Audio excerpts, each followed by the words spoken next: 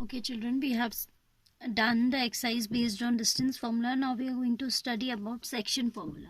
ठीक है, whose derivation I am not telling you right now. ठीक है, if you want me to tell, just you can text me, then only I will tell the proof.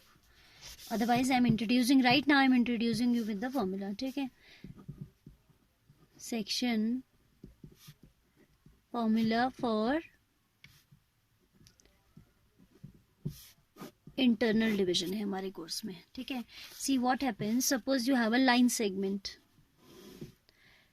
Right, you have a line segment AB for example, and the coordinates of A are x1 comma y1 and B are x2 comma y2. ठीक है, then in between there is a point P, any point P there is, which divide this line segment in the ratio m1 is to m2.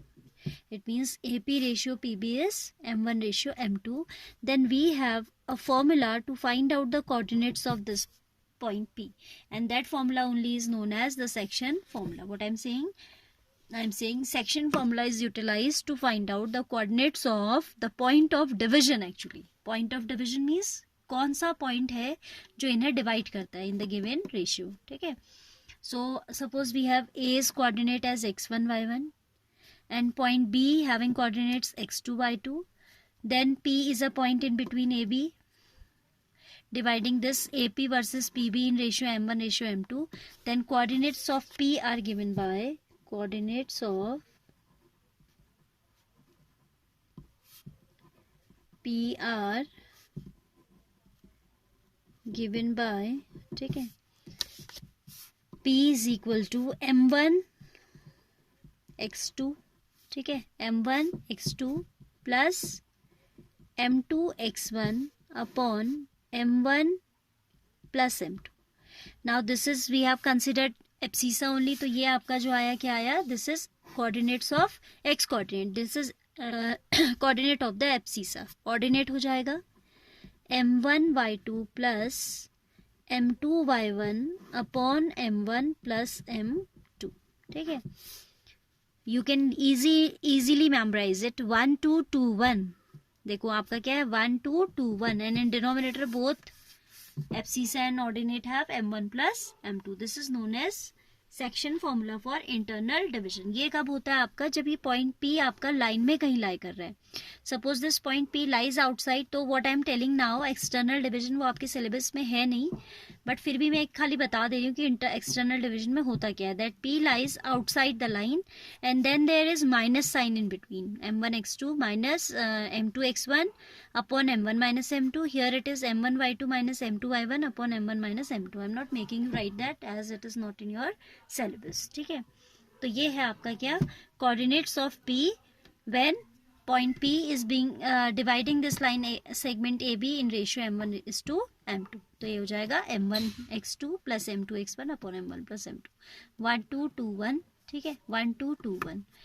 अब देखिए इसी में आपका आएगा mid point formula. एक और फॉर्मूला आपका इसी में आता है मिड पॉइंट. नाम से ही पता है कि this is the formula when the point P is exactly in between A and B, बिल्कुल मिडल में जब होगा. सपोज ये आपका AB लाइन सेगमेंट था, now point P is exactly in between AB, then your m1 ratio m2 becomes 1 ratio 1. ठीक है, तो इसमें अगर आप 1 रेशियो 1 रख देंगे तो ये बन जाता है, रख के देखिएगा, m1 के प्लेस पे 1 रखिएगा, इन place of m2 also you will put 1 only, then it becomes mid point formula जो है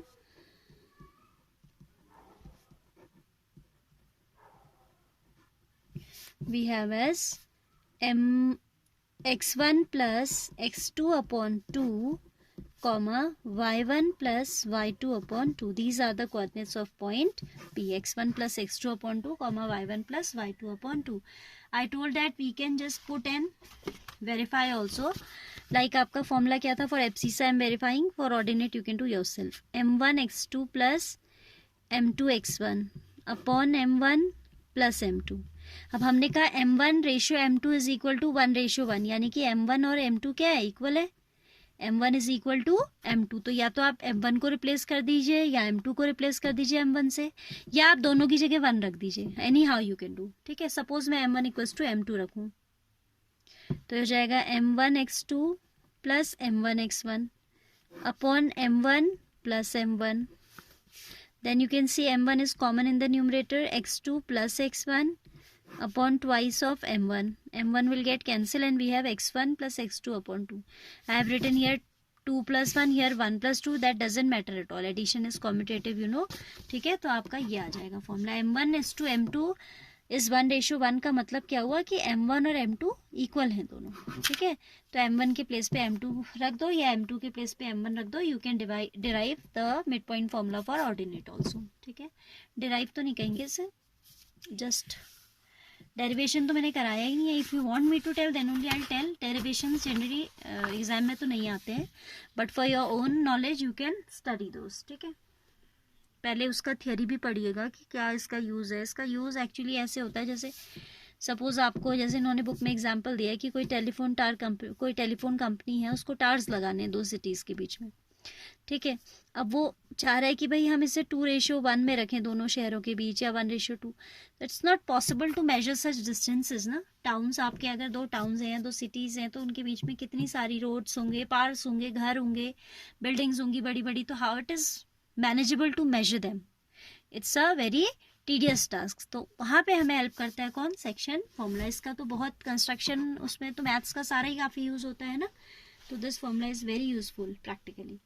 Now we will start the exercise 7.2 which is based on this formula, right?